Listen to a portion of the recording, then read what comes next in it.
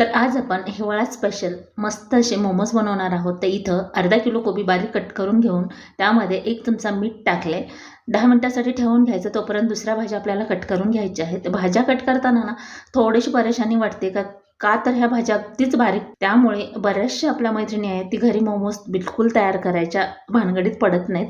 तर इथं ही सर्व भाज्या आपण छान अशा कट करून घेतलेल्या आहेत। इथं आपण ह्या भाज्यांना थोडासा तडकासुद्धा देऊ शकतो, पण इथं मी जसं की ठेल्यावर बनवतात तशा प्रकारे बनवलेलं आहे। तिथं अद्रक, लसूण, हिरवी मिरची 2-3 छान असं कुटून घ्यायचं आहे। जास्तसुद्धा फाईन असं करायची गरज नाही, ओबडधोबड थोडंसं कुटून घेतलं ना त्याचा स्वाद छान असा मोमोजमध्ये लागतो। आता इथं 2 ग्लास मैदा घेतलेला आहे आणि थोडंसं पाणी टाकून आपण हे पीठ घट्टसर असं मळून घ्यायचं आहे। पीठ जर पातळ झालं तर तुमचं वरचं आवरण आहे ना ती रबरासारखं होईल, त्यामुळे स्मूथ पीठ आपल्याला तयार करून घ्यायचं आहे। आता कोबीतलं पाणीसुद्धा काढून घ्यायचं आहे। जशी ठेल्यावर बनवतात तशा प्रकारे आपण इथं मोमोज बनवतोय। कट करून घेतलेल्या सर्व वस्तू आपण याच्यामध्ये ॲड करायच्या आहेत। हे छान मिक्स करून घेतल्यामुळे मोमोज फुटत नाहीत। आता इथं सोयाबीनची पावडर करून घेतली होती, ती थोडंसं पाणी टाकून अशा प्रकारे तयार करून घेतलेलं आहे। आता याच्यामध्ये ड्राय मसाले टाकून घेऊया।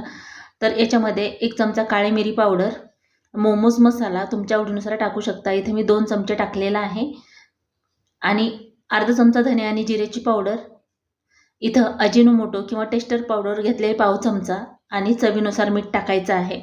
हे व्यवस्थित मिक्स करून घ्यायचं आहे। मिक्स करताना याच्यामध्ये तुम्ही बटरसुद्धा टाकू शकता किंवा तूपसुद्धा वापरू शकता, म्हणजे मोमोज एकदम ज्युसी होतात आणि चवीलासुद्धा मस्त असे लागतात। तर याचे छोटे छोटे गोळे तयार करून घ्यायचे, खूप मोठे करायचे नाहीत, नाही मोमोज खूप मोठे मोठे होतात। आता हे छान छोटंसं लाटून घेतल्याच्या नंतर मोमोज व्यवस्थित पॅक करून घ्यायचे। थोडीशी चिमटी काढायची आणि हे बघा दोन्ही बोटाच्या साहाय्याने अशा प्रकारे याला डिझाईन तयार करून घ्यायचे।